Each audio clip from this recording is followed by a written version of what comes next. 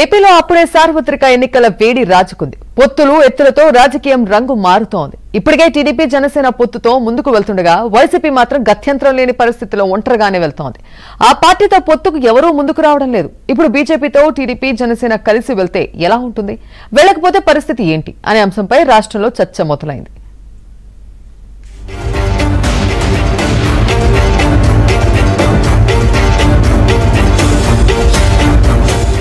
ఏపీలో రాజకీయం రసకందాయంలో పడింది. టీడీపీతో తాను పొత్తు పెట్టుకుంటున్నట్టు ఇప్పటికే జనసేన అధినేత పవన్ కళ్యాణ్ ప్రకటించారు. అయితే జనసేన అంతకు ముందే బీజేపీతో పొత్తులో ఉండడంతో ప్రస్తుతం బీజేపీ రాజకీయంగా ఇరకాటంలో పడింది. అయితే ఇటీవల జరిగిన బీజేపీ పదాధికారుల సమావేశంలో 90% మంది నేతలు తెలుగుదేశంతో పొత్తుకు వెళ్లాల్సిందేనని స్పష్టం చేశారు. రాష్ట్రంలో ప్రస్తుతం ఉన్న ప్రభుత్వ విధానాలపై ప్రజా వ్యతిరేకత తీవ్ర స్థాయిలో ఉందని వారు పార్టీ నాయకత్వం దృష్టికి తీసుకొచ్చారు. ఒంటరిగా వెళితే ఓట్లు పెరగకపోగా ఒక్క సీటు కూడా రాదని వారు అభిప్రాయపడ్డారు.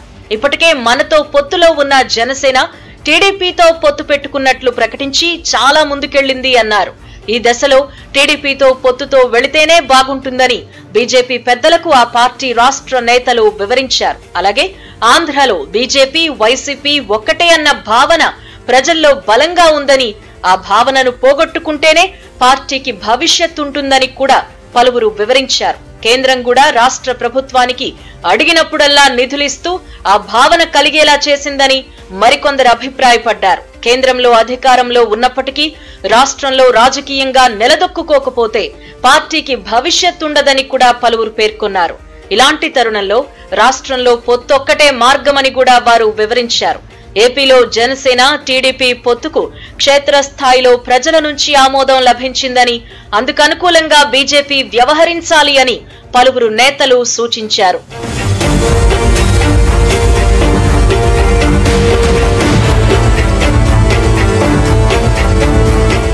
ఇదిలా ఉంటే తెలుగుదేశం జనసేన పార్టీలతో బీజేపీ పొత్తుపై టీడీపీలో భిన్నాభిప్రాయాలు వ్యక్తమవుతున్నాయి. ఎన్నికల్లో అధికార యంత్రాంగాన్ని కంట్రోల్లో పెట్టడంతో పాటు అధికారంలోకి వచ్చిన తర్వాత కేంద్రం నుంచి నిధులు తెచ్చుకునేందుకు ఈ పొత్తు ఉపయోగపడుతుందని కొంతమంది చెబుతున్నారు.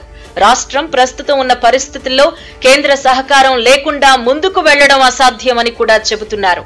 అయితే ఇందుకు మరికొందరు మాత్రం బీజేపీతో పొత్తు వల్ల ముస్లిం క్రైస్తవ ఓట్లు నష్టపోయే ప్రమాదం ఉందని ఆందోళన వ్యక్తం చేస్తున్నారు. అలాగే మైనారిటీలు క్రైస్తవుల్లో కూడా విద్యాధికులు ప్రస్తుత ప్రభుత్వంపై తీవ్ర వ్యతిరేకతతో ఉన్నారని వారు గుర్తు చేస్తున్నారు. బీజేపీతో పొత్తు వల్ల వీరందరూ కూడా దూరమయ్యే అవకాశం ఉందని వారు ఆందోళన చెందుతున్నారు.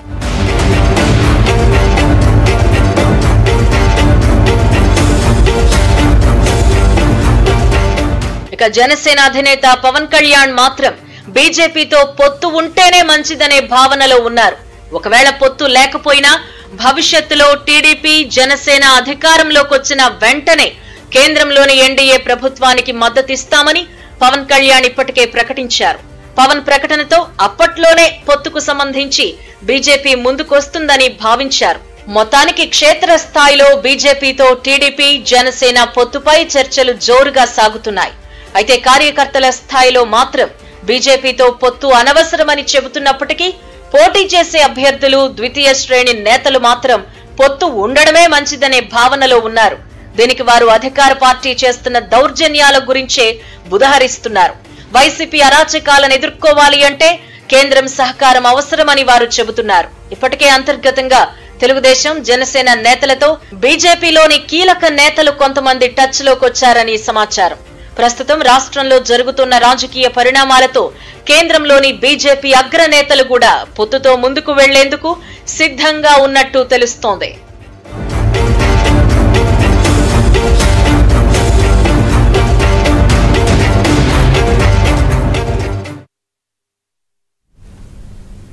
న్యూస్ 9 at 9 లో ఇప్పుడు